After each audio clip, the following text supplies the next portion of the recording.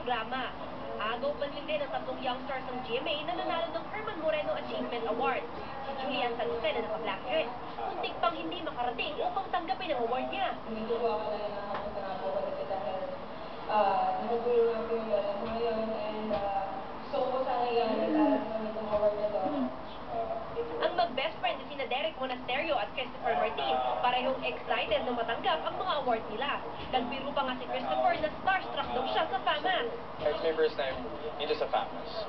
So, galante, bongga-bonggahan ng mga tao. Nagpapasalamat siyempre kay Kuya Germs kasi ina-acknowledge niya yung mga katulad namin kabataan, bigyan ng ganitong award. Siyempre yung feeling parang nakakilabot, ganun. Kasi iba iba yung naglalakad sa red carpet, iba yung may hawakan ng iba yung bibigay ka ng speech. Yun yung para sa aming mga artista, yun yung pinaka resulta ng dugo at pawis namin. Tumanggap rin ng special award para sa movie producer si Atty. Annette Gozo Labroga. Ang pelikulang Ang Panday 2 ng GMA Films, inuwi naman ang Best Visual Effects, Best Sound, Best Art Direction, Best Story at Best Child Actor Awards. Samantala, tinanghal na Hall of Famer ang direktor nitong si Carlo J. Capara. Ang Panday, pinagbubuko